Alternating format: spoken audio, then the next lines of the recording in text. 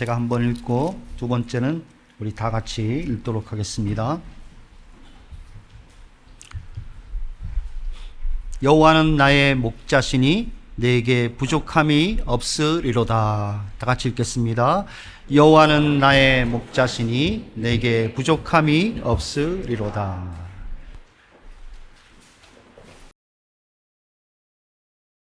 자, 이제 말씀을 듣는 시간입니다. 그런데 제가 하나 느낀 거 말씀 드리고 강사님 모시겠습니다. 여러분들 아까 찬양하고 같이 기도하고 그럴 때 모습을 앞에서 이렇게 볼 때 어떤 모습인지 제가 말씀을 드릴게요. 얼굴이 환합니다. 왜 환한지 아세요? 일단 피지컬리 환해요. 날씨가 더우니까 다들 막 윤이 납니다, 얼굴에. 근데 저는 그걸 개기름이라 생각하지 않습니다. 여러분들의 은혜가 막 비춰지는 것 같아요. 하나님이 보실 때 정말 기뻐하실 것 같아요. 그리고 여러분들의 그 기쁨의 얼굴 모습이 또 그 나라에서 광채로 나타나기를 간절히 소망합니다. 자, 도지원 목사님 나오실 때 박수로 환영해 주시기 바랍니다.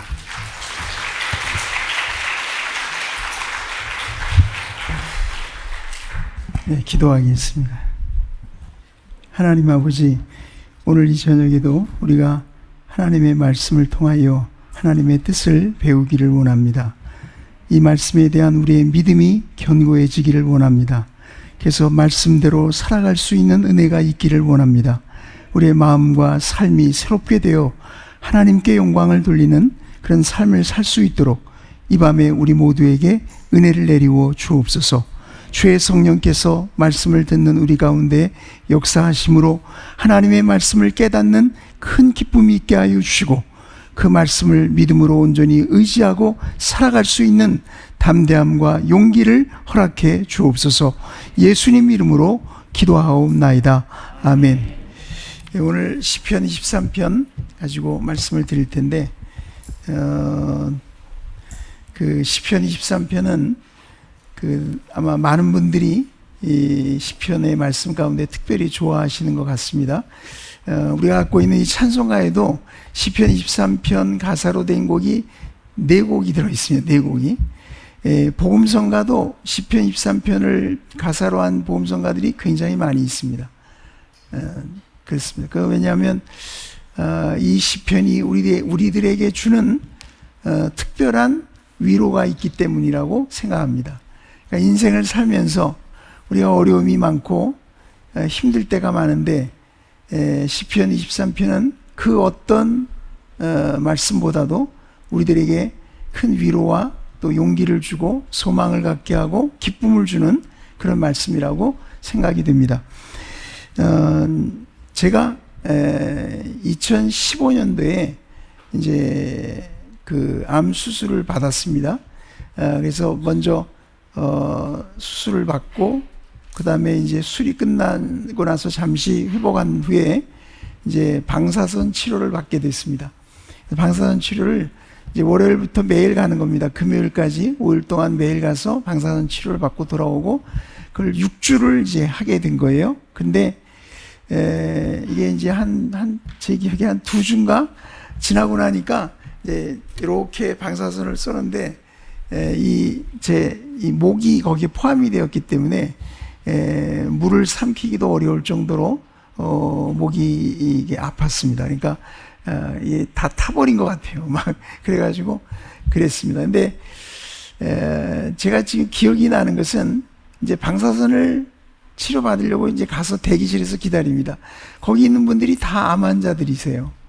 근데 이렇게 얘기하는 걸 듣고 있으면 이제 그분들이 서로 이렇게 정보를 나눕니다. 뭐 어디 가면 뭐가 좋더라 뭐 이런 정보도 나누고 그러다가 갑자기 뭐 누가 죽었다더라 이런 얘기가 들으면 저도 겁이 덜컥 나는 거예요. 그리고 자꾸 이제 두려워지는 거죠. 사람들이 다 두려우니까 거기서 이제 그런 얘기들을 하고 있는 것입니다.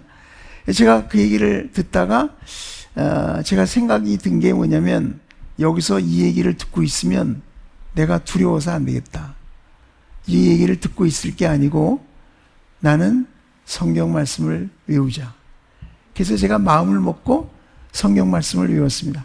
그러니까 대기실에 들어가면 제일 구석에 가서 혼자 앉아가지고 시편 1편을 외우고 23편을 외우고 그리고 121편을 외웠습니다. 그러니까 마음이 그렇게 두렵다가도 이 말씀을 외우고 있으면 그런 두려움들이 다 사라지는 것을 여러 차례 느꼈습니다. 그러니까 시편 23편도 그때 늘 외우던 그런 말씀입니다. 여호와는 나의 목자시니 내가 부족함이 없으리로다. 그가 나를 푸른 초장에 누이시며 쉴만한 물가로 인도하시는도다. 내 영혼을 소생시키시고 자기 이름을 위하여 의의 길로 인도하시는도다. 내가 사망의 음침한 골짜기로 다닐지라도 해를 두려워하지 않을 것은 주께서 나와 함께 하심이라. 주께서 내 원수의 목전에서 내게 기름을 부으시고 주께서 내 원수의 목전에서 내게 상을 베푸시고 내 머리에 기름을 부으셨으니 내 잔이 넘치나이다. 나의 평생의 선하심과 인자하심이 정녕 나를 따르리니 내가 여호와의 집에 영원히 거하리로다. 그러면 마음에 평안이 와요. 평안이 와요. 제가 목사지만 제가 그때 말씀이 주는 위로가 이렇게 큰 거라는 것을 그때 저는 다시 깨달았습니다. 그래서 저는 그다음부터는 늘 대기실에 가서 기다릴 때든지 들어가서 뭐 주사를 맞고 누워있을 때든지 그냥 그것만 외우고 있는 겁니다. 그러면 마음속의 염려가 다 사라지고 하나님이 도와주실 거다. 하나님이 고쳐주실 거다. 하나님이 지켜주실 거야. 그런 생각을 갖게 되곤 했습니다. 그래서 어려운 시절들을 넘어갔는데 이제 그 암 환자들에게는 아마 공통점이 있을 것 같습니다. 저도 이렇게 암 진단을 받고 나니까 이따금씩 죽음의 두려움이 생깁니다. 길을 가다가도 갑자기 죽음에 대한 생각이 지나가요. 제 마음속에 지나갑니다. 한 번은 제가 이렇게 횡단보도를 건너려고 이렇게 서 있다가 횡단보도를 딱 들어서는데 죽으면 어떡하지? 이 생각이 머릿속에 쓱 지나가는 거예요. 근데 그때 제가 이 구절을 외웠습니다. 여호와는 나의 목자시니 내게 부족함이 없으리로다. 그러면 괜찮습니다. 괜찮습니다. 그 두려운 생각들 다 없어지고 하나님이 지켜주신다. 괜찮다. 하나님 의지하고 가면 된다. 이런 생각을 하곤 했습니다. 그래서 정말 수없이 외우고 다녔습니다. 수없이. 길을 가든지 버스를 타고 다니든지 뭐 운동한다고 산에 가서 이렇게 돌아다닐 때도 그렇고 혼자서 맨날 외우고 다닌 것이 그 시편 1편, 23편, 121편이었습니다. 제가 항암 치료 끝나고 나서 이제 7개월을 나중에 그 항암 치료 받느라고 7개월을 목표를 쉬었는데요. 치료 다 끝나고 나서 교회에 복귀했을 때 제가 그 시편 3편을 1편, 23편, 121편을 가지고 13번인가요? 거기에 걸쳐서 설교를 했습니다. 그래서 제가 그걸 책으로 냈어요. 내가 사망의 음침한 골짜기로 다닐지라도. 암 환자들 위해서. 사실은 그거 제가 내려고 낸 게 아니었고, 제가 이제 항암 치료를 마치고 다시 교회 복귀를 했는데, 갑자기 출판사에서 연락이 왔어요. 저를 한번 만나자는 거예요. 그래서 이제 만났더니 그 편집장 말이 뭐냐면, 자기네 출판사에서 암 환자들을 위한 기도문 책을 출간하기로 기획을 했다. 그래서 집필자를 찾고 있었는데 아는 목사님을 통해서 저를 소개받았다는 겁니다. 제가 이제 항암 치료를 했으니까. 그래서 이제 저를 만나러 온 곳입니다. 그래서 제가 그랬습니다. 저는 지금 목회하기 때문에 내가 그 기도문을 따로 써줄 수는 없다. 내가 그럴 시간이 지금 없다 도저히. 그리고 캐톨릭 신자라면 모르겠지만 나는 개신교 신자들은 기도문 보고 외우는 거 별로 좋아하지 않는다. 그래서 나는 그거보다 만약 원한다면 내가 항암 치료 받을 때 외우고 다녔던 시편 1편, 23편, 120편 가지고 설교한 것을 내가 가지고 있는데 그거를 원고로 줄 수는 있다. 그러니까 한번 생각해 봐라 그랬더니 자기가 들어가서 출판사에서 회의를 해보겠다는 거예요. 그래서 들어가서 회의를 했는데 하기로 했다는 겁니다. 그래서 이제 그 책을 내게 됐어요. 그래서 거기 이제 단지 챕터마다 짧은 기도문을 좀 적어달라 그래서 암 환자들을 위한 기도문을 적어서 이제 출판을 하게 된 것입니다. 근데 저는 제 인생에 그 암 판정을 받고 나서 그 죽음에 대한 생각들을 하게 되었을 때 저에게 그 어느 구절보다 위로가 되었던 구절이 이 구절인 것 같습니다. 그리고 그 어느 구절보다 많이 외웠던 것이 이 구절인 것 같아요. 여호와는 나의 목자시니 내게 부족함이 없으리로다. 그 말씀이 주는 위로가 너무 큰 거예요. 이 말씀만 생각하면 두려움이 다 사라지고 잘 될 거다. 하나님이 인도하실 거야. 사실 치료가 딱 된다는 보장도 없고 그렇지만 그것까지도 주님께 맡겨야 된다. 그러면 주님이 가장 좋은 길로 주실 거다. 그런 생각을 하고는 했습니다. 그러다가 제가 이제 이 시편을 외우면서 이 말씀의 의미를 여러 가지로 많이 생각을 해봤어요. 그러다가 하나님께서 이 말씀의 의미를 저에게 좀 보여주셨는데 제가 오늘 그 내용을 여러분과 좀 나누려고 하는 것입니다. 여러분 한번 생각해 보십시오. 시편 23편이 왜 그렇게 많은 사람들에게 특별한 위안을 주는 걸까요? 왜 그럴까요? 그것은 이 시가 그냥 시가 아니고 하나님께 대한 신뢰를 고백하는 시이기 때문에 그렇습니다. 시편에는 전부 150편의 시가 있는데 그 중에 이제 시를 이렇게 분류를 합니다. 이렇게 그 주제나 내용별로 분류를 할 때 신뢰의 시라고 분류되는 시가 9개가 있습니다. 9개가. 그 중에 제일 유명한 것이 23편이고 121편도 거기에 들어갑니다. 여러분 이 시편 123편을 보시면 맨 처음에 시작할 때 여호와는 나의 목자시, 그 여호와가 나오죠, 그죠? 그리고는 안 나오다가 맨 마지막에 내가 여호와의 집에 영원히 거하리로다. 거기 또 여호와가 나옵니다. 그러니까 처음과 마지막에 여호와라는 이름을 넣어서 이 시를 일부러 쓴 겁니다. 왜냐하면 이 시 전체가 여호와 하나님께 대한 신뢰를 고백하는 내용이기 때문에 의도적으로 여호와라고 하는 이름을 처음과 마지막에 배치하게 되었다는 말입니다. 여러분 이 시를 다윗이 쓰지 않았습니까? 다윗은 목동이었습니다. 그는 양에게 목자가 어떤 존재인가를 누구보다도 잘 아는 사람이었습니다. 그렇죠? 자기가 늘 양을 치면서 목자라는 것이 양에게 어떤 존재인가를 잘 알았을 거예요. 생각해 보면 목자는 양의 피로를 채워주는 공급자가 됩니다. 목자는 양이 맹수로부터 공격을 받을 때 보호해주는 보호자가 됩니다. 또 목자는 양이 어디로 가야 할지를 안내해주는 인도자가 됩니다. 그러니까 사실상 목자는 양에게 전문가입니다. 전문가입니다. 그러니까 양은 목자 없이는 살아갈 수가 없는 존재입니다. 오로지 목자에 의존해서만 살 수 있는 것이 양입니다. 그러면 양에게는 목자에 대한 신뢰가 없다면 양은 어떻게 되겠어요? 살 수가 없겠죠. 다윗은 그걸 봤습니다. 그리고는 목자이신 하나님을 향한 자신의 신뢰를 우리가 오늘 읽은 이 시편 23편에 담아서 노래를 한 것입니다. 여호와는 나의 목자시니 내가 부족함이 없으리로다. 그 말 속에 하나님을 자신이 온전히 신뢰하고 있다는 그 모든 마음을 다윗은 다 표현하고 싶었을 겁니다. 우리가 성경을 읽어보면 다윗만 그랬을까? 아닙니다. 다윗 말고도 이런 목자이신 하나님에 대한 고백을 한 사람들이 성경에 얼마든지 있습니다.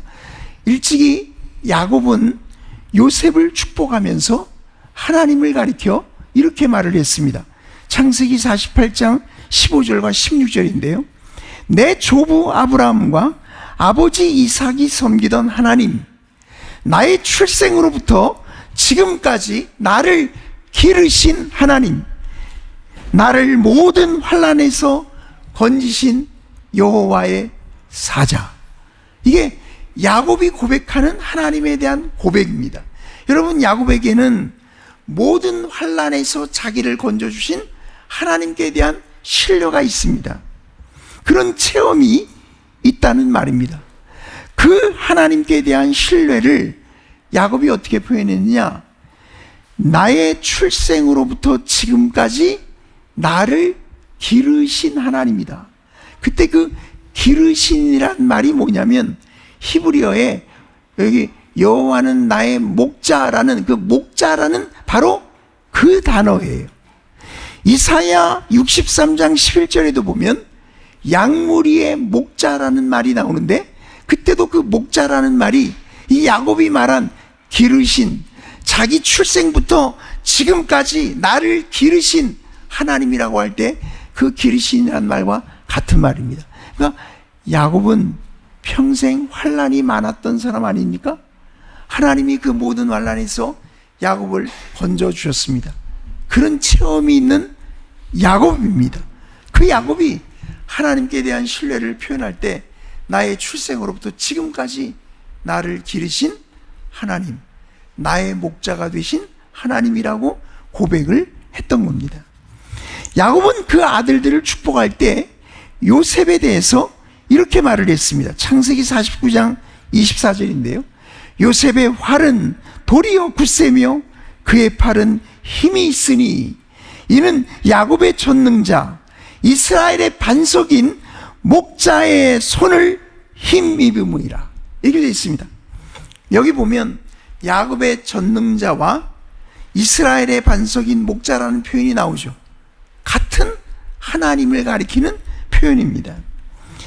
요셉은 인생의 아주 극심한 고난 속에서 굴하지 않고 살았습니다. 그렇게 할 수 있었던 이유가 뭐냐?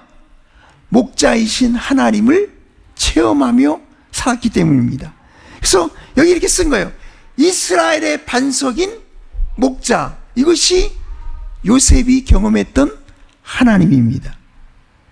여러분, 모든 하나님의 백성들은 이런 목자이신 하나님에 대한 체험이 있고 고백이 있는 것입니다. 아마 우리들도 그럴 겁니다. 여러분, 오늘 우리가 이 고백이 담고 있는 내용을 생각하시면서 여러분의 삶 속에 여러분도 다윗처럼 하나님을 나의 목자라고 고백하실 수 있게 되기를 축원합니다. 그리고 그 목자이신 하나님의 공급과 보호와 인도 속에 살아가는 그런 인생이 되시기를 축원합니다. 자, 그러면 이제 저하고 같이 한번 이게 무슨 얘기인가 한번 생각을 해보시겠습니다. 여호와는 나의 목자시다 그랬습니다. 여러분, 이 말 속에 함축되어 있는 하나님과 나 사이에 매우 특별한 관계가 여기 있습니다. 그게 무슨 말인지 여러분 이제 생각을 해보셔요. 여기 다윗이 이렇게 고백하지 않습니까? 여호와는 나의 목자시다. 다윗이 여호와는 목자시니 그러지 않았죠. 여호와는 나의 목자시라 했습니다. 지극히 개인적이고 친밀한 관계를 표현하고 있는 말입니다. 그러면 하나님과 이런 친밀하고 개인적인 관계를 맺고 살아가는 사람은 어떤 사람일까? 누가 여호와는 나의 목자시라고 고백할 수 있는 걸까 하는 거예요. 여러분, 한번 생각해 보시기 바랍니다. 구약 성경을 읽어보면 구약 성경은 이스라엘 백성의 출애굽을 가리켜서 목자이신 하나님에 대한 체험으로 우리에게 말해줍니다. 제가 한번 읽어드릴 테니까 보세요. 시편 77편 13절부터 20절까지의 내용입니다. 이렇게 돼 있어요. 하나님이여 주의 도는 극히 거룩하시오니 하나님과 같이 위대하신 신이 누구오니이까. 주는 기이한 일을 행하신 하나님이시라. 민족들 중에 주의 능력을 알리시고 주의 팔로 주의 백성 곧 야곱과 요셉의 자손을 속량하셨나이다. 하나님이여 물들이 주를 보았나이다. 물들이 주를 보고 두려워하며 깊음도 진동하였고 구름이 물을 쏟고 궁창이 소리를 내며 주의 화살도 날아갔나이다. 회오리 바람 중에 주의 우레소리가 있으며 번개가 세계를 비추며 땅이 흔들리고 움직였나이다. 주의 길이 바다에 있었고 주의 곧은 길이 큰 물에 있었으나 주의 발자취를 알 수 없었나이다. 주의 백성을 양떼같이 모세와 아론의 손으로 인도하셨나이다. 여러분, 지금 이 시편 기자가 뭘 얘기하고 있는 것 같은가요? 이 뭘 얘기하는 거죠? 이스라엘 백성의 출애굽을 얘기하고 있는 겁니다. 그런데 마치 이스라엘 백성이 애굽에서 이렇게 나와서 홍해를 건너고 광야로도 거쳐서 가나안 땅으로 가지 않았어요. 그걸 얘기하는데 여기 뭐라 그랬냐면 주의 백성을 양떼같이 모세와 아론의 손으로 인도하셨나이다. 누가요? 여호와 하나님께서. 그러니까 이스라엘 백성의 출애굽은 목자이신 하나님을 경험한 사건이었다라는 말입니다. 또 보겠습니다. 시편 74편 1절과 2절입니다. 하나님이여 주께서 어찌하여 우리를 영원히 버리시나이까? 어찌하여 주께서 기르시는 양을 향하여 진노의 연기를 뿜으시나이까? 옛적부터 얻으시고 속량하사 주의 기업의 지파로 삼으신 주의 회중을 기억하시며 주께서 계시던 시온산도 생각하소. 여러분, 여기도 보면 옛적부터 얻으시고 속량하사 주의 기업의 지파로 삼으신 주의 회중이라. 이게 무슨 얘기예요? 이스라엘 백성을 애굽의 압제로부터 속량하셔서 하나님의 백성 삼아주신, 그걸 이렇게 표현한 거 아닙니까? 그런데 여기도 보면 주께서 기르시는 양이라고 이스라엘 백성을 그렇게 부른 것입니다. 그 말은 하나님이 이들에게는 목자셨다는 말입니다. 시편 78편 51절 52절 여러분 가지신 분 한번 읽어보겠습니다. 시작. 애굽에서 모든 장자 곧 담의 장막에 있는 그들의 기력의 처음 것을 치셨으나 그가 자기 백성은 양같이 인도하여 내시고 광야에서 양떼같이 지도하셨도다. 이것도 마찬가지잖아요. 지금 출애굽을 얘기하고 있는 거죠. 그런데 하나님이 양같이 인도하셨다. 하나님이 광야에서 양떼같이 지도하셨다. 그러니까 이스라엘 백성은 이 출애굽의 사건을 통해서 목자 되신 하나님을 경험했다는 말입니다. 그런 얘기입니다. 이사야 63장 11절에 가보면 백성이 옛적 모세의 때를 기억하여 이르되, 출애굽을 얘기하는 거예요. 백성과 양떼, 여기 우리말은 그애가 빠졌어요. 이게 원래 히브리어에 그의 양떼, 하나님의 양떼라 이 말이죠. 그의 양떼의 목자를 바다에서 올라오게 하시니가 이제 어디 계시냐?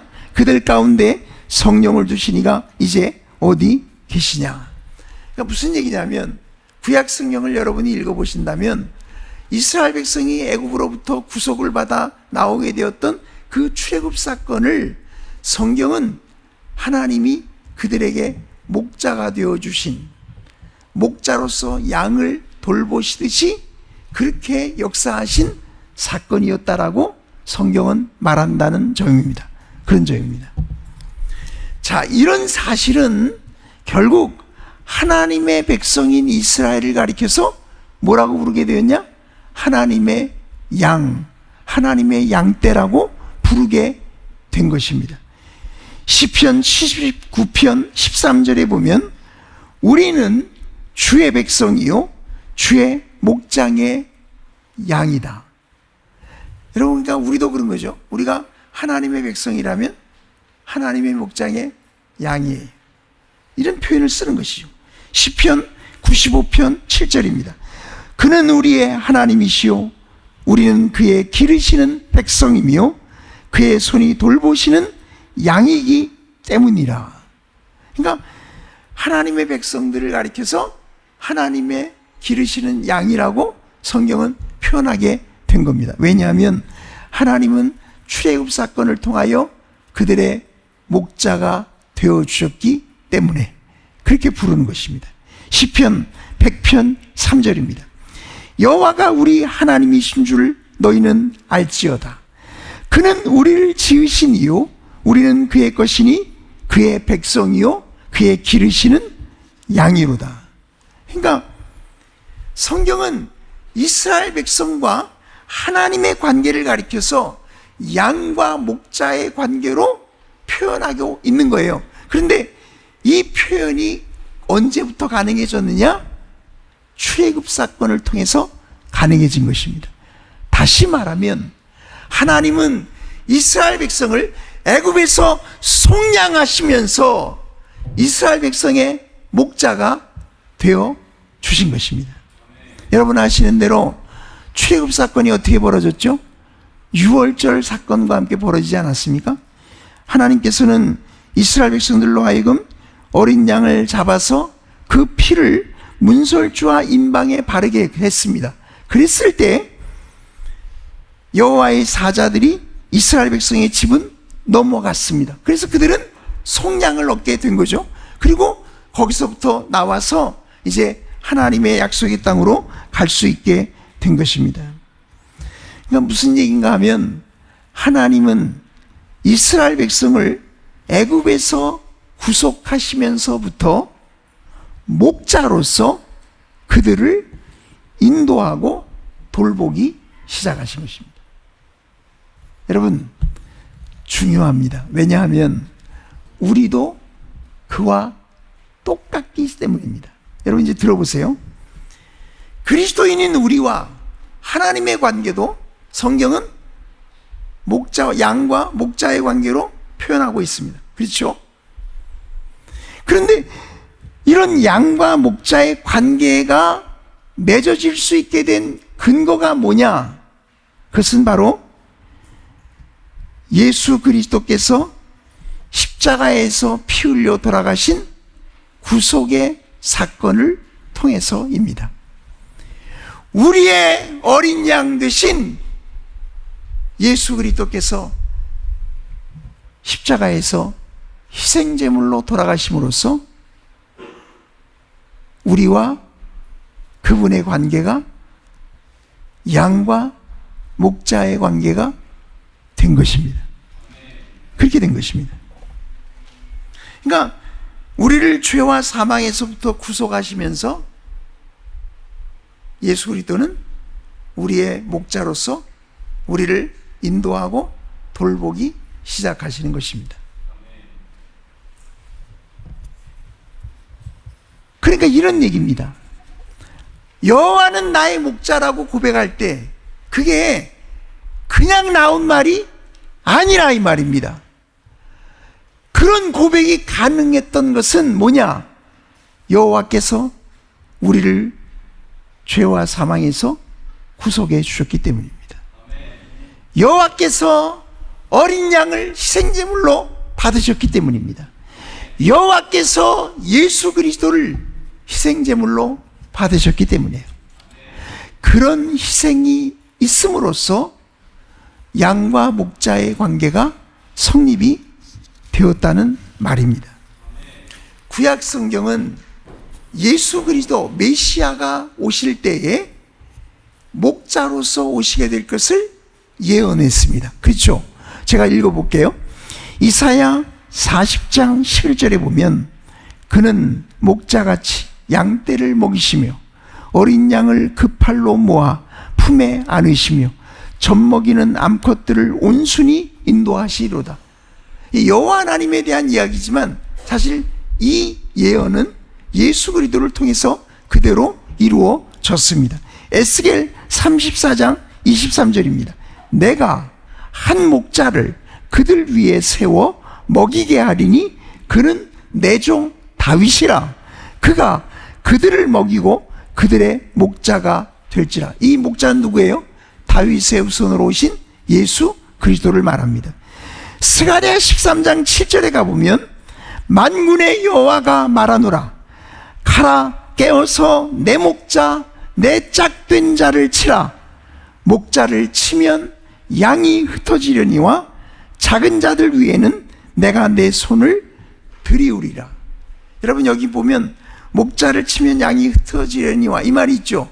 이 말이 어디 나오냐면 예수님께서 십자가에 달리실 때 제자들이 예수님을 버리고 다 도망갈 것을 말하는 그 대목에서 이 구절을 인용하고 있는 것을 여러분이 보실 수 있죠.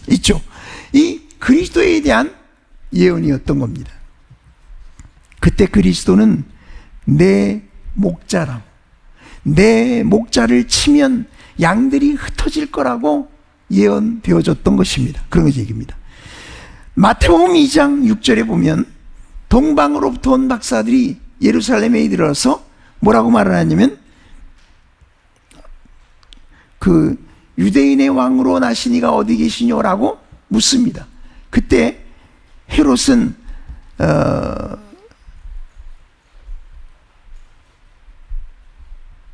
서기관들을 모아서 물어봅니다.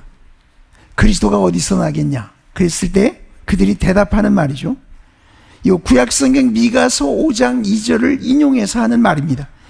유대 땅 베들레헴아, 너는 유대 고을 중에서 가장 작지 아니하도다. 내게서 한 다스리는 자가 나와서 내 백성 이스라엘의 목자가 되리라. 누구예요? 예수 그리스도십니다.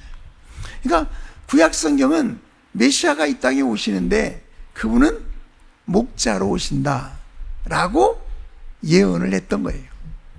그리고 마침내 그리스도께서 이 땅에 오셨습니다. 여러분, 예수님이 이 땅에 계실 때 뭐라고 말씀하셨나요? 요한복음 10장 11절 이렇게 돼 있어요. 나는 선한 목자라. 선한 목자는 양들을 위하여 목숨을 버리거니와. 여러분 잘 보세요. 이 말이 무슨 뜻입니까? 예수님이 나는 선한 목자다. 그런데 예수님이 그렇게 말할 수 있는 근거가 뭐냐? 예수님이 양들을 위하여 목숨을 버리셨기 때문에. 또 말씀하셨습니다. 나는 선한 목자라. 나는 내 양을 알고 양도 나를 아는 것이 아버지께서 나를 아시고 내가 아버지를 아는 것 같으니 나는 양을 위하여 목숨을 버리노라. 그러니까 예수님이 두 번을 반복하신 거예요. 내가 선한 목자인데 왜냐? 나는 양들을 위해서 내 목숨을 버렸기 때문에. 그러니까 예수님이 십자가에 달려 우리를 위해 피 흘려 죽으심으로써 그분은 우리의 목자가 되신 겁니다. 그러니까 여러분 기억하셔야 돼요. 우리가 예수님을 목자라고 부를 때, 하나님을 목자라고 부를 때 그게요 공짜로 나온 고백이 아닙니다. 하나님이 자기를 내어주심으로써 그리스도가 십자가의 희생제물로 돌아가심으로써 우리가 그리스도를 여호와 하나님을 나의 목자라고 고백할 수 있게 된 것입니다. 하나님이 그런 은혜를 베풀어 주셨다는 말입니다.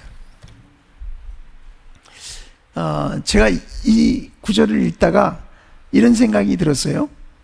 요한복음 맨 마지막에 요한복음 10장에 이제 나는 선한 목자다 이런 고백이 나오는데 내가 양들을 위해 목숨을 버렸다. 그래서 나는 선한 목자다. 예수를 그리셨는데 요한복음 맨 마지막에 가보면 부활하신 주님께서 그 갈릴리 호숫가에서 이 제자들을 다시 만나지 않습니다. 특별히 베드로를 만나서 3번이나 예수님을 부인했던 베드로에게 묻는 장면, 말씀하시는 장면이 나옵니다. 뭐라고 그러시냐면 내 어린 양을 먹여라.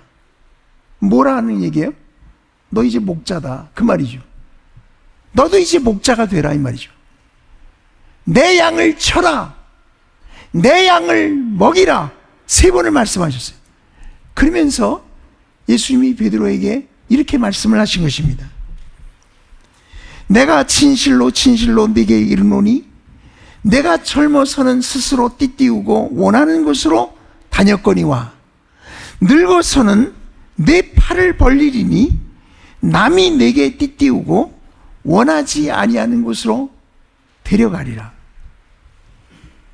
무슨 말이냐면 이제는 베드로도 목자로서 목자장이신 예수님처럼 고난받게 될 것을 말씀하신 것이었습니다.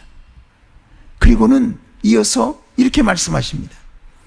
이 말씀을 하시면 요한이 설명하는 거죠. 이 말씀을 하시면 베드로가 어떠한 죽음으로 하나님께 영광을 돌릴 것을 가리키심이로라.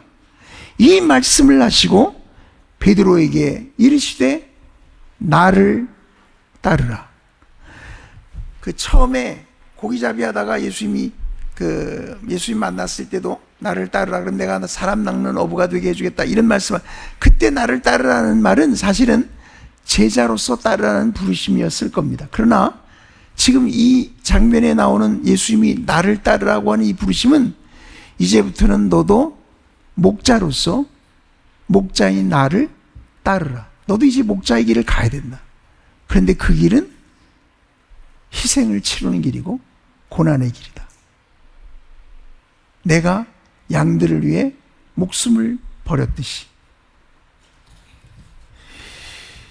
제가 목사인데요, 저는 이걸 늦게 깨달았습니다. 근데 제가 이 말씀을 보고 알았어요. 목사가 된다는 것이 희생을 치르라는 얘기였구나. 그게 목사의 길이었구나. 여러분 왜 목사라고 부르는지 아시죠? 목자에서 온 말이에요. 그래서 목사라고 부르는 겁니다. 목사는 양떼의 목사입니다.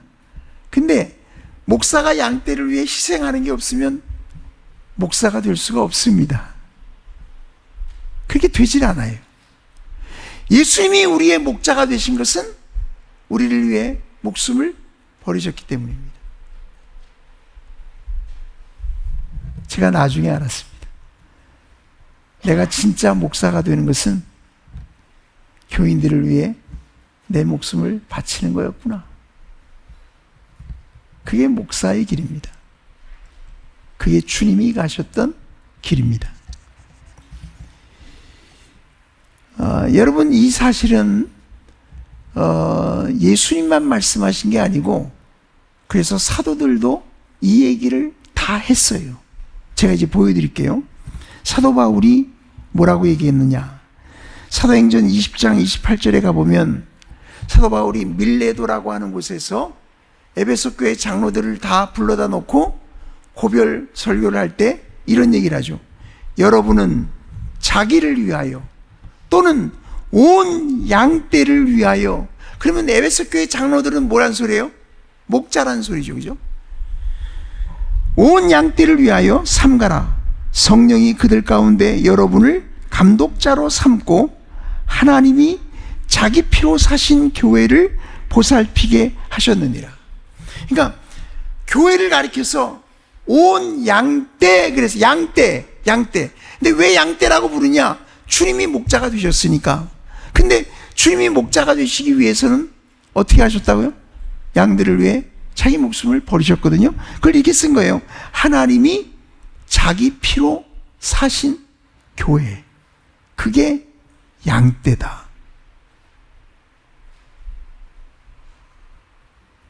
우리가 이렇게 교회 안에 그리스도의 양떼로 모여 있는 것은 결코 우연히 된 일이 아닙니다.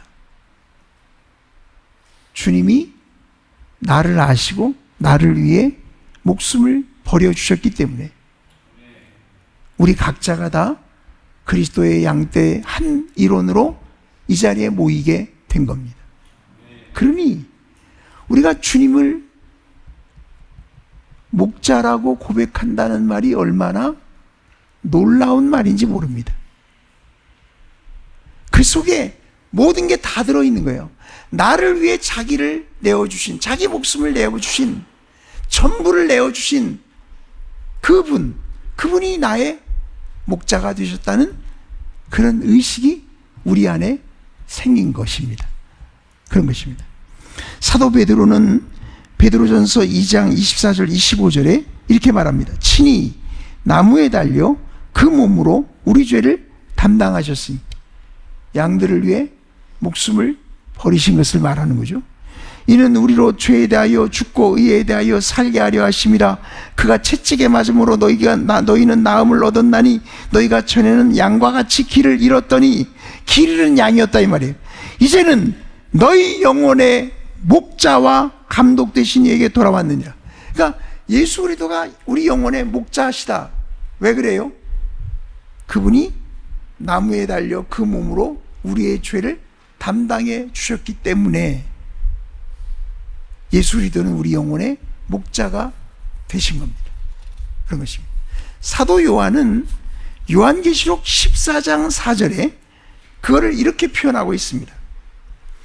그들이 보좌 앞과 네 생물과 장로들 앞에서 새 노래를 부르니 땅에서 속량함을 받은 14만 4천 밖에는, 이 14만 4천은 구원받은 사람들 전체를 가리키는 말이라고 그냥 단순히 그렇게 여러분이 이해하셔도 좋겠습니다.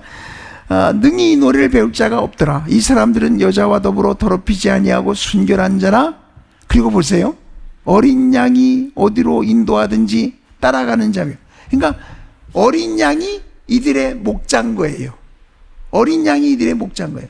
여러분, 왜 예수 그리스도를 어린 양이라고 부를까요?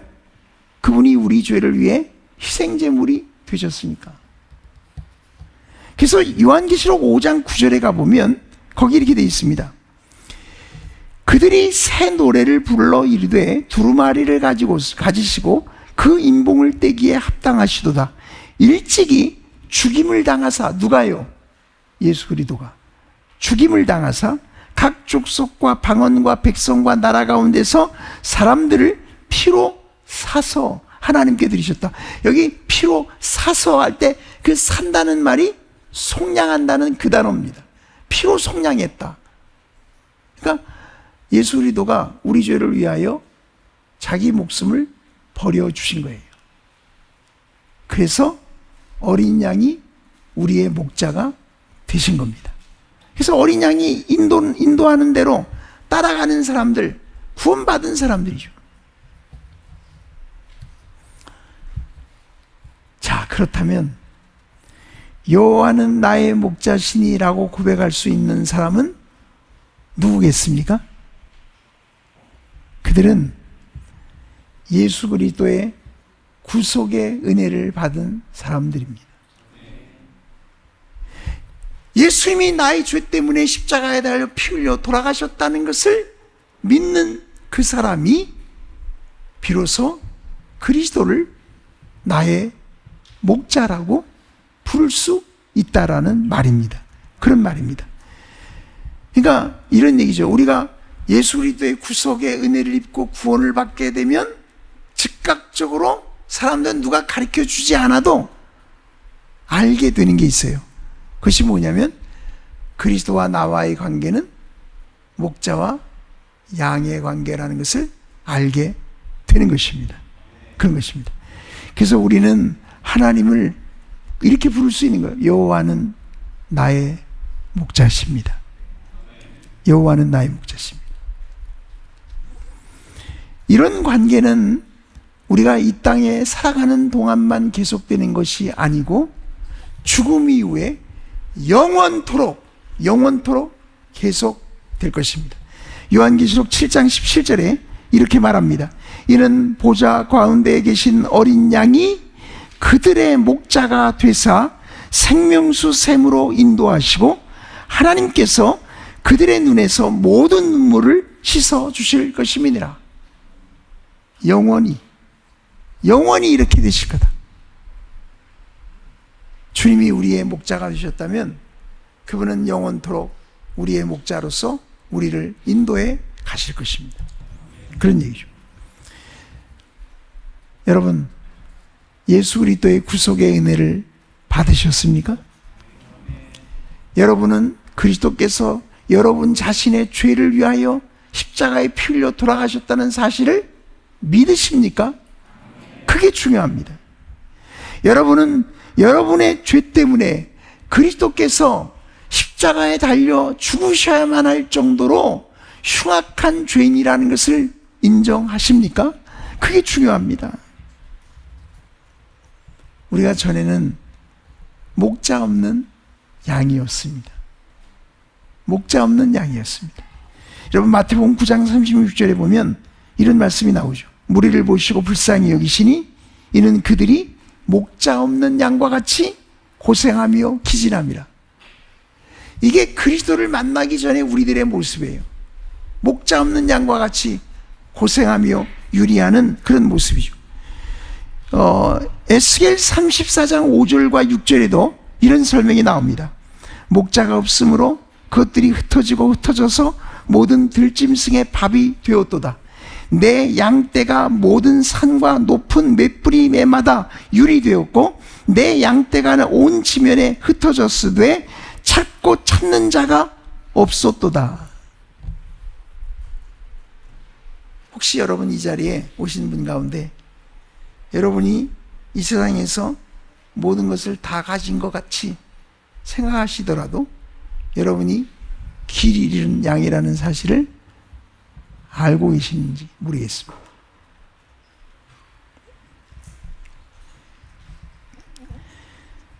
사실은 그런 겁니다. 뭐 돈도 벌 만큼 벌었고 출세할 만큼 출세도 했고 성공도 이뤘고 남들이 부러워하는 삶을 살고 있더라도 목자이신 주님을 만나지 못한 인생은 길 잃은 양입니다. 목자 없는 양입니다. 방황하는 인생일 뿐입니다. 그런데 목자이신 주님은 자기의 양을 다 아세요. 누가 자기 양인지를 아세요. 그리고 그들을 위하여 십자가에서 자기 목숨을 버리셨던 겁니다. 그래서 이사야 선지자는 이사야 53장 4절, 5절, 6절에 우리가 잘 아는 이런 말씀을 기록해 놓았습니다. 그는 실로 우리의 질고를 지고 우리의 슬픔을 당하였거늘 우리는 생각하기를 그는 징벌을 받아 하나님께 맞으며 고난을 당한다 하였노라. 그가 찔림은 우리의 허물 때문이요 그가 상함은 우리의 죄악 때문이라. 그가 징계를 받음으로 우리는 평화를 누리고 그가 채찍에 맞음으로 우리는 나음을 받았도다. 우리는 다 양 같아서 그릇 행하여 각기 제 길로 갔거늘 여호와께서는 우리 모두의 죄악을 그에게 담당시키셨도다. 그래서 우리의 인생의 어느 순간인가 이 예수 그리스도를 만나게 될 때 그 길 잃은 양과 같았던 목자 없는 양과 같았던 인생이 비로소 목자이신 주님께로 돌아오게 되는 것입니다. 그리고 그분의 돌보심과 인도하심 속에 이 땅의 삶을, 아니 영원한 삶을 살아가게 된다는 말씀입니다. 여러분, 오늘 우리가 읽었던 여호와는 나의 목자시니라는 고백이 담고 있는 내용은 바로 이 모든 내용을 담고 있는 고백이에요. 그러니까 우리가 하나님이 우리의 목자래, 그게 아닙니다. 그게 아니고 사실은 하나님이 우리의 목자라고 말할 때에는 하나님이 나를 위해 자기 목숨을 내어주셨다는 그 사실을 우리가 인식하고 있다는 말이에요. 얼마나 놀라운 고백입니까? 그렇잖아요? 그러니까 여호와를 나의 목자라고 고백할 수 있는 사람은 하나님이 그 사람을 위해 자기를 내어주신 것이에요. 우리 모두가 이렇게 고백할 수 있게 되기를 축원합니다. 아마도 이 시가 우리에게 큰 위로를 주는 주된 이유가 여기에 있는 것 같습니다. 우리의 목자는 그냥 말로 목자가 된 게 아닙니다. 말로만 목자가 된 게 아니에요. 그분은 나를 위해 자기 목숨을 내어주셨습니다. 전부를 주셨어요. 그분이 여호와 하나님이십니다. 여호와는 나의 목자시니 그분이 나를 위해 모든 것을 주셨다는 말입니다. 사도 바울이 로마서 8장 52절에 그렇게 고백하지 않았습니까? 자기 아들을 아끼지 아니하시고 우리 모든 사람을 위하여 내어주시니가 어찌 그 아들과 함께 모든 것을 은사로 주지 아니하시겠니? 아니, 아들을 아끼지 않았는데 뭘 아끼시겠냐 이 말이죠. 목자이신 하나님이 우리를 위해서 못하실 게 아무것도 없으세요. 아까운 게 아무것도 없어요. 왜요? 이미 자기 아들을 내어주셨거든요. 더 이상 뭐가 아까워요? 그분은 우리를 그렇게 사랑하고 돌보십니다. 그 말이 여호와는 나의 목자시니라는 말의 고백에 담긴 의미라는 사실을 여러분들이 꼭 기억하실 수 있기를 축원합니다. 자, 두 번째, 내가 부족함이 없으리로다. 여호와는 나의 목자시니 내가 부족함이 없으리로다. 부족함이 없대요. 이 말에 담긴 풍성한 의미를 여러분들이 캐치하셔야 됩니다. 이 말에 보면 부족함이 없어요. 뭐가 부족함이 없다는 얘기인지 설명이 없죠, 그죠? 제가 히브리어를 쭉 한번 찾아봤어요. 부족함이 없다는 표현들이 여러 번 나오거든요. 근데 대부분 목적어가 다 있어요. 제가 거기 예를 적어놨는데 한번 보시기 바랍니다. 첫 번째가 신명기 2장 7절인데요. 내 하나님 여호와께서 내가 하는 모든 일에 내게 복을 주시고 내가 이 큰 광야에 두루 다님을 알고 내 하나님 여호와께서 이 40년 동안을 너와 함께 하셨으므로 내게 부족함이 없었느니라. 그러니까 광야 생활 40년 동안 부족함이 없었다는 말이잖아요. 근데 우리말에는 여기 단어가 빠졌어요. 히브리어에 분명히 다바르라는 말이 들어있어요. 그러니까 이 40년 동안을 너와 함께 하셨으므로 내게 아무것도 부족함이 없었느니라. 이런 말입니다. 아무것도 부족함이 없었다. 광야 40년 동안 하나님이 부족함이 없게 하신 것을 이렇게 표현한 거죠. 신명기 8장 9절입니다. 내가 먹을 것에 모자람이 없고 내게 아무 부족함이 없는 땅이며 아무것도 부족함이 없는 땅이다. 이렇게 말하죠. 여기도 목조가 있죠. 아무것도 이런 말이에요. 시편 34편 10절에 보면 젊은 사자는 궁핍하여 줄일지라도 여호와를 찾는 자는 모든 좋은 것에 부족함이 없으리로다. 여호와를 찾는 자는 모든 좋은 것에 부족함이 없다. 분명히 밝히고 있습니다. 그런데 부족함이 없다는 말에 목적어가 수반되지 않을 경우에는 문맥이 그것을 가르쳐 준다 이 말입니다. 제가 보니까 출애굽기 16장 18절에 한 예가 있어요. 오멜로 되어본 즉 많이 거둔 자도 남음이 없고 적게 거둔 자도 부족함이 없이. 여기 부족함이 없다. 여기 목적어가 없어요. 뭐가 부족함이 없다는 설명은 없어요. 그러나 문맥을 보면 우리가 알 수 있죠. 뭐가 부족함이 없어요? 만나가 부족함이 없다는 얘기예요. 마찬가지로 오늘 시편 23편 1절에도 여호와는 나의 목자시니 내게 부족함이 없어요. 뭐가 부족함이 없다는 얘기가 설명이 없어. 근데 그것은 문맥을 봐서 우리가 알게 됩니다. 그것이 바로 2절부터 마지막 6절까지의 내용입니다. 제가 간단히 적어드렸는데 한번 보시기 바랍니다. 2절은요 이렇게 돼 있죠. 그가 나를 푸른 풀밭에 누이시며 쉴만한 물가로 인도하시는다. 양의 필요를 하나님이 공급해 주신 것입니다. 공급자 되신 하나님이죠. 3절을 보시면 내 영혼을 소생시키시고 자기 이름을 위하여 의의 길로 인도하시는도다. 고통 속에서 건져주시고 그 길을 인도해 가신다. 인도자이신 하나님에 대한 묘사라고 할 수 있습니다. 4절은 이렇게 되어 있습니다.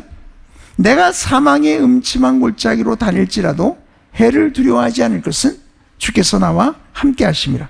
주의 지팡이와 막대기가 나를 안위하시나이다. 이 말은 아주 극한 고통 속에서도 하나님이 함께 하신다는 그런 점에서 부족함이 없을 것을 말하고 있습니다. 하나님이 보호자가 되어주신다고 하는 그런 약속의 말씀과 같습니다. 그러니까 여기 2절, 3절, 4절까지는 목자의 비유를 써서 설명을 하고 있는 거예요. 여러분, 목자가 양에게 공급자도 되고 보호자도 되고 인도자가 되고 다 됩니다. 부족할 게 있어요, 없어요? 없습니다. 그 설명을 이렇게 한 거예요. 그런 다음에 5절로 넘어가면 이렇게 돼 있죠. 주께서 내 원수의 목전에서 내게 상을 차려주시고, 주께서, 이 말이 빠졌어요, 번역에 원래 있는데, 주께서 기름을 내 머리에 부으셨으니 내 잔이 넘치나이다. 여기는 목자의 비유가 사용되지 않고 있죠, 그죠? 네, 앞에는 목자가 주어예요. 목자이신 하나님이 주어라면 여기 5절에서는 주어가 바뀝니다. 뭐로 바뀌냐면 여기 주, 당신이라는 말로 바뀝니다. 이렇게 바뀝니다. 무슨 얘기냐면 2절, 3절, 4절에서는 하나님이 베푸신 은혜를 표현해 왔다면 이 5절에서는 그 은혜를 베푸신 하나님을 주어로 써서 그 하나님께 대한 감사와 찬송을 고백하는 내용이라고 보면 됩니다. 그렇게 되어 있습니다. 그리고 마지막 6절은 이거는 이제 앞으로 우리가 받게 될 은혜에 대한 확신을 노래한 것입니다. 내 평생의 선하심과 인자하심이 반드시 나를 따르리니 내가 여호와의 집에 영원히 살리로다. 그러니까 지금까지도 이런 하나님의 은혜를 입고 살아왔지만 앞으로도 영원토록 그렇게 될 거다라는 확신의 고백이죠. 그러면 여러분 생각하면 뭐가 부족해요? 도대체 뭐가 부족해요? 여기 빠진 게 뭐가 있어요? 아무것도 없어요. 우리 인생에 필요한 전부가 여기 다 들어 있습니다. 여호와는 나의 목자시니 내가 부족함이 없으리로다. 여러분, 이 사실을 여러분의 마음속에 꼭 믿고 살아가실 수 있기를 바랍니다. 그렇다면 우리가 인생에서 어떤 어려움을 만나더라도 하나님의 이 놀라운 목자 되신 하나님의 보호하심과 돌보심 속에 우리가 거하게 될 것입니다. 제가 어저께인가요? 제가 지금 정신이 왔다 갔다 하네요. 제가 언약에 대해서 말씀드렸잖아요. 근데 그 하나님이 우리에게 언약을 베푸신다는 것이 무슨 의미라 그랬죠? 하나님이 우리에게 뭘 베푸신다? 인자하심을 베푸신다. 여기 이 시의 마지막에 뭐라고 돼 있어요? 나의 평생의 선하심과 인자하심이 반드시 나를 따를 것이다. 이 무슨 말이에요? 언약 백성의 고백이에요. 언약 백성의 고백이에요. 우리도 이런 고백을 하려고 살 수 있게 된 것입니다. 그걸 위해서 예수 그리스도께서 우리의 희생제물로 십자가에 달려 돌아가신 것입니다. 기도하겠습니다. 여러분 한번 잠깐만 같이 한번 1, 2분 동안 통성으로 기도할 텐데, 여러분 이제부터 여호와는 나의 목자시라고 고백할 때마다 여호와께서 나를 위해 자기 아들을 내어주셨고 그 아들 예수 그리스도는 나를 위해 목숨을 버리셨다는 사실을 잊지 말고 그분이 나의 목자가 되셔서 나의 인생을 돌보고 있다는 그 믿음을 갖고 이 땅을 살아가게 해달라고 우리 한번 잠깐 통성으로 기도하겠습니다. 하나님 아버지, 우리가 이 시간 하나님께 감사와 찬송을 드립니다. 왜냐하면 길 잃은 양이었고 목자 없는 양이었던 우리를 위하여 주님이 십자가에 달려 돌아가심으로써 우리의 목자가 되어주시고 우리를 이제 하나님의 뜻 가운데로 인도하여 주시니 감사합니다. 아버지 하나님, 우리의 입술에 여호와는 나의 목자시니라는 고백이 있게 하여 주시고, 이 고백대로 나를 위하여 자기 목숨을 내어주신 그 하나님의 영원한 사랑을 의지하고 이 땅을 살아갈 수 있도록 은혜를 내리워 주옵소서. 거룩하신 하나님 아버지, 이 놀라운 하나님의 손길과 하나님의 돌보심과 하나님의 공급하심과 하나님의 보호하심과 하나님의 인도하심 속에 이 땅을 살아가는 우리 모두가 되게 하여 주셔서, 이 땅의 삶이 아무리 힘들고 어려울지라도 그 속에서 우리를 돌보시고 지키시는 목자 되신 하나님의 손길이 우리 가운데 있음을 잊지 않게 도와 주옵소서. 이러한 믿음과 확신을 가지고 이 땅의 삶을 힘있게 감당하는 우리 모두가 되게 하여 주옵소서. 거룩하신 하나님 아버지, 우리들을 붙들어 주시기를 간절히 기도합니다. 아버지 하나님이여, 우리에게 이와 같은 놀라운 고백을 허락하여 주셨사오니 이 놀라운 고백 속에서 우리가 힘을 얻고 위로를 얻고 기쁨을 얻고 소망을 얻고 하나님께 영광을 돌리는 저희들의 삶이 되도록 인도하여 주옵소서. 아버지 하나님, 우리가 이 땅을 살아가는 동안에 하나님의 양무리로서 그리스도의 양떼로서 이 땅을 살아가는 것을 잊지 말고 주님을 의지하고 목자이신 하나님께로 나아가 하나님의 돌보심 속에 살아가는 복된 인생이 다 되게 하여 주옵소서. 거룩하신 아버지 하나님, 우리를 인도하시고 우리를 돌보시고 우리를 도우시고 우리 가운데 역사하시고 우리 가운데 하나님의 놀라운 손길을 보여주셔서 우리의 입술로 주님을 영원토록 찬송케 하여 주옵소서. 주님을로 영광을 받아 주옵소서.